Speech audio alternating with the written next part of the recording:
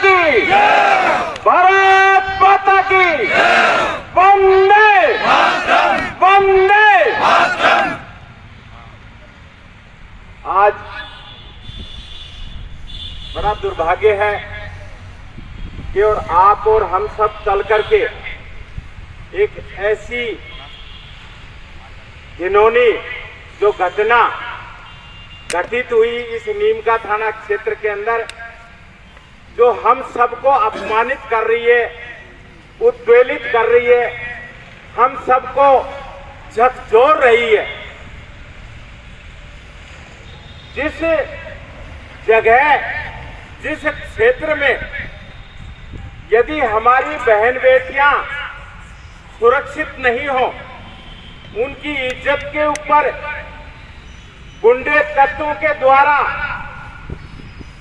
हमला किया जाए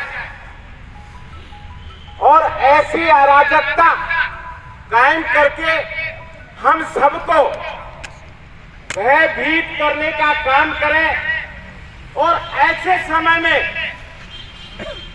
हम लोग घरों में दुबक जाएं, ये हम सबके लिए बहुत बड़ी कायरता की बात है।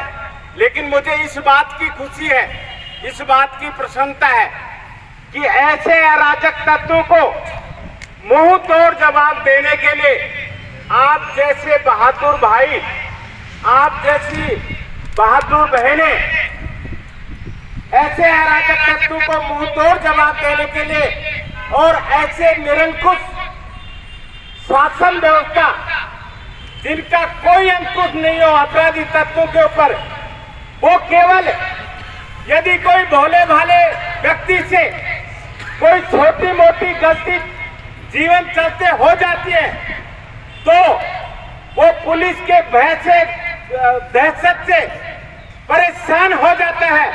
लेकिन अपराधी तत्व खुलेआम बहन बेटियों की इज्जत पे डाका डालते हैं, उनके ऊपर हमला करते हैं, गोलियां चलाते हैं।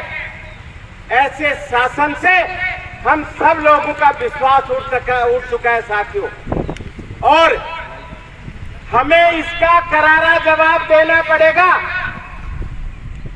अपने घरों से निकलना पड़ेगा और इन लोगों को ऐसा सबक सिखाना पड़ेगा कि कोई भी ऐसा व्यक्ति जिसके अंदर ऐसी गलत मानसिकता चल रही हो, वो ये सोचे कि नीमका थाना क्षेत्र में यदि किसी की बहन बेटी को छेड़ने का काम करे, बहन बेटी की आबरू उतारने का काम करे, बहन बेटी पर हमला करने का काम करे, तो उसकी 7 पीढ़ियां भी उसको सोच करके काटने लग जाए। ऐसा वातावरण जब तक आप और हम सब मिलकर के नहीं करेंगे तो ये हम सब के लिए बड़ी परेशानी का कारण और बन सकता है। आज तो एक बहन बेटी के ऊपर हमला हुआ है, और इससे बड़ी क्या बात होगी कि शुभ मुहूर्त के अंदर पढ़ने, अपनी शादी के पढ़ने बंधन के अंदर बंद करके अपने जीवन का आरंभ करने जा रहे थे। क्या बीत रही होगी, उनकी भावनाओं का कत्ल किया गया, उनकी संवेदनाओं का कत्ल किया गया उन दरिंदों के द्वारा, और तीर की घाटी में आकर गोलियां चलाएगी। इससे बड़ा अराजकता का कोई उदाहरण हो नहीं सकता। मुझे बड़ा इस बात की पीड़ा हो रही है। हाई कोर्ट के सख्त निर्देश हैं, सरकार के सख्त निर्देश हैं, लेकिन परिवार के द्वारा 7/11 को इस घटना घटने से पहले ही ये संदेशा हो गया था कि ये अपराधी लोगों की मानसिकता अच्छी नहीं है, और इस बात को लेकर के जब मार्केटिंग करने के लिए, परचेजिंग करने के लिए, ब्याह शादी का सामान लेने के लिए हमारी बहन बेटियां जब रायपुर के बाजार में गई तो इन अपराधी तत्वों के ऊपर के द्वारा इन बहन बेटियों के साथ इस तरह का व्यवहार रोका गया। रास्ते में सीधा रोक करके और इनको जो हरकतें करनी थी उन्होंने की। उसके उपरांत जब इसका बात का पता चला, इसके परिजनों ने इस घटना को लेकर थाने में गए, और थाने में उस रिपोर्ट को दर्ज नहीं किया गया। ये सबसे अहम प्रश्न है। आज ये आप हम सबको यहाँ आने की नौबत इसलिए पड़ी, आप हम सबको परेशान होने की इसलिए नौबत पड़ी। हमारी बहन बेटी के जो गाड़ी जा रही थी, डोली जा रही थी, उसके ऊपर गोली चलाने की नौबत इसलिए पड़ी क्योंकि हमारे पुलिस वाले जिनके पास लेकर के परिजन 7 तारीख को ये रिपोर्ट लेकर के गए थे, उन्होंने रिपोर्ट दर्ज नहीं की, जबकि साफ निर्देश है हाईकोर्ट के और सरकार के कि पोस्को एक्ट के तहत इनके ऊपर कार्रवाई की जाए। तो ये सबसे बड़ा प्रश्न जो है, इस घटना को घटने के लिए प्रेरित किसने किया, आप बताइए। ऐसा तो नहीं, ये पुलिस ने किया। पुलिस ने इन अपराधियों को प्रोत्साहित करने का काम पुलिस ने किया। तो अपराधी कौन है, गुंडा तत्व कौन है?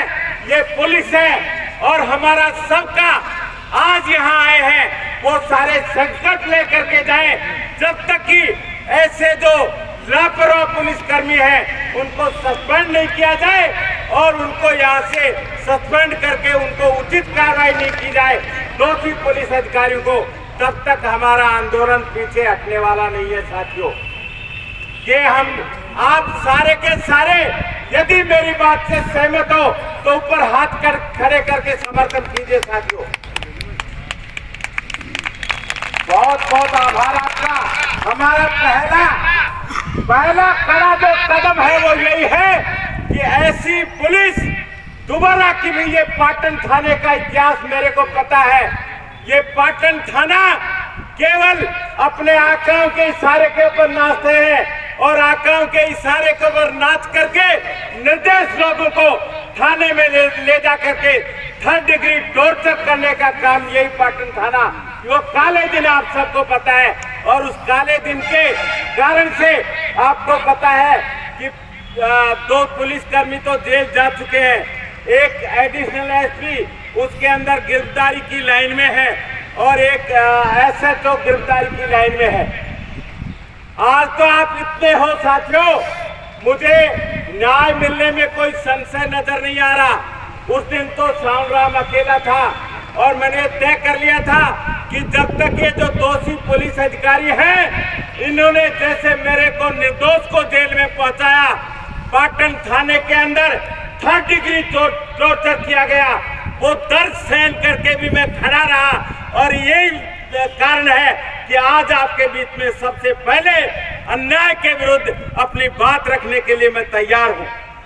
इसलिए आप सारे के सारे संकल्पबद्ध हो जाओ कि ये पाटन थाना अपराधियों का अड्डा है, अपराधियों का अड्डा। इस अपराधियों के अड्डे को जब से आज के बाद में कोई भी यहाँ पुलिसकर्मी तैनात हो तो वो निष्कपट भाव से और जनता की सेवा करने वाला लगे। एक एक पुलिसकर्मी की हक की जांच होनी चाहिए साथियों, ये हमारा सबसे अहम मुद्दा है। और दूसरा अहम मुद्दा है जो अपराधी इसमें शामिल रहे, जिन्होंने इस घटना को कारित किया, उन तमाम अपराधियों को गिरफ्तार करके उनको सजा तक पहुंचाने तक हमारा आंदोलन जारी रहेगा। अगर ये दोनों संकल्प से आप सारे सहमत हैं, मैं बहुत ज्यादा नहीं कह करके, क्योंकि आगे हम आज की जो कार्यक्रम है, आप हम सब इकट्ठे इसलिए हुए हैं क्योंकि 72 घंटे पहले इस घटना को लेकर के आदरणीय पूर्णमल जी सैनी, पूर्व विधायक खेतड़ी, भाई राजेश जी और तमाम न्यायप्रिय लोग, जिन सब ने विरोध किया था और प्रशासन ने, पुलिस ने, सरकार ने इनसे 72 घंटे की मोहलत मांगी थी, 72 घंटे की मोहलत। आप और हम सारे कानून को मानने वाले लोग हैं, कानून के पालन करने वाले लोग हैं। मुझे पता है जब अन्याय के विरुद्ध कदम उठाया जाता है तो इन्हीं पुलिस के द्वारा और सरकार के द्वारा न्याय का पालन करने वाले लोगों के विरुद्ध केस बनाए जाते हैं। लेकिन असली जो न्याय का पालन नहीं करने वाले लोग हैं और अन्याय का साथ देने वाले लोग हैं, वो पाटन पुलिस के थानाधिकारी और वहां के अन्य पुलिस अधिकारी जो दोषी है वो है। इसलिए कानून को नहीं मानने वालों के विरुद्ध और अपराधियों के विरुद्ध हमारा अन्याय के विरुद्ध जो संघर्ष है जारी रहेगा। अब मैं आप सबसे इस अन्याय के महायज्ञ के अंदर साथ देने के लिए आपसे एक नारा लगाना चाहूंगा। आप इसको जोर से नारा लगाकर मेरा समर्थन करें अपनी बात को जोरदार आवाज के अंदर।